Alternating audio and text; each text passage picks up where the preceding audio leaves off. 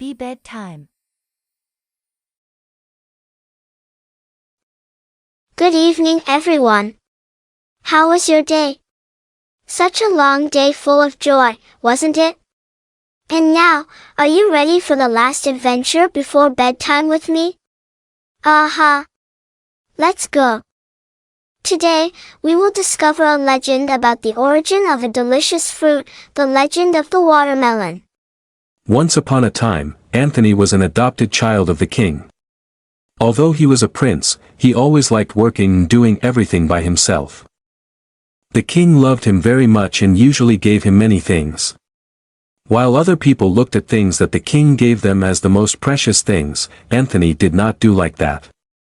He usually said that something which was not made by himself meant nothing but debt. Therefore, some people told the king what he said. The king was so furious that he told his men to take Anthony and his family to a wild place, an island, where no one lived, to see how he manages to survive without my help, said the king. So, Anthony, his wife, and his children were brought into a boat to the wild island. After that, they were left there. They could not see the mainland or any boats around. They had nothing there, no food, no water, nothing to work. The only thing Anthony was permitted to keep was an old blade that he had since he was a little boy. His children cried. His wife was so scared. Anthony told them not to be too worried. Trees and animals can live here, so can us. We have our hands that help us survive. They found a cave to stay in. Anthony told his wife and his daughter to find some wild plants and wild fruits while he and his son tried to get some animals by traps. They lived that way, picked up wild plants, and caught animals. They used the old blade as a thing to dig into the soil to plant wild vegetables around the cave. Their hands got hurt. They were tired but they did not give up.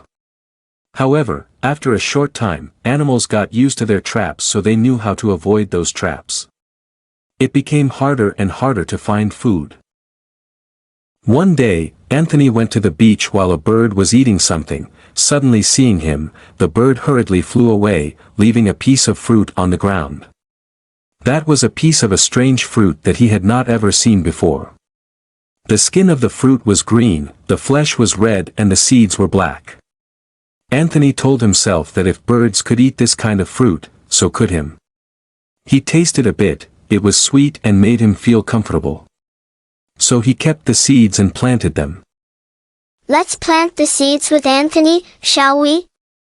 First, we put the seed into the ground. Then, we cover it with soil and water it. And we can see the first sprouts some days after like Anthony. He and his family were very happy. They looked after those plants very carefully. They watered them and protected them from animals.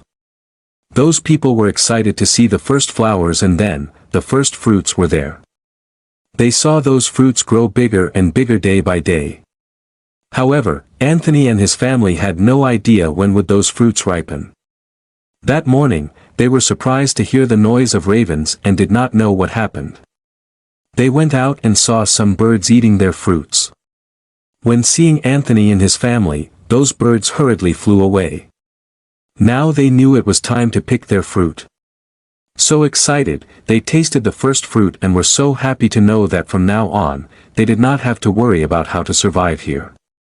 This kind of fruit could help them. They called the plant watermelon. They kept planting watermelon and soon they had a large garden with many fruits waiting for them. Looking at ripe fruits and then, looking at the sea, Anthony wondered how he could tell other people about his situation. Finally, he had an idea. He picked up 2 fruits, came to the beach, and used his blade to carve some words on the fruits. He put them into the water, hoping waves brought them to someone. Many fruits were thrown into the sea but no boat appeared. Anthony still kept sending his message every day. One day, a boat came to the island. The owner wanted to see who planted such a kind of delicious fruit and wanted to buy it to bring into the mainland. From that day, Anthony got rice and things to work. He even had enough things to build a small house. Many boats came to buy fruits. Many people came to learn how to plant watermelon. The island was no longer a wild place.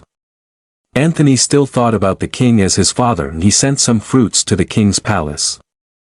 About the king, he missed Anthony a lot and soon felt regret about his action, but he was too ashamed to admit it. He thought his son was dead. One day, he tasted a very strange fruit that was really delicious. Curiously, he asked about it and was surprised to know that it was sent to him as Anthony's presents. He was so glad Anthony was alive and could plant such a good kind of plant. The king sent a boat to bring Anthony and his family back to the mainland. He also apologized for what he had done before. Anthony and his family were very happy to come back to their house. They brought seeds of watermelon with them and taught others to plant. Do you want to plant with them?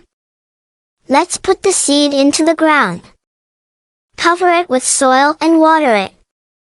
And the first sprouts show up. And now, it becomes big, sweet, delicious watermelons. I am so happy for Anthony's discovery of watermelon and family reunion. I really want to taste a watermelon tomorrow. This fruit is perfect for summertime. Do you think so? I hope that you like our adventure tonight, and I also hope that you are ready for bed.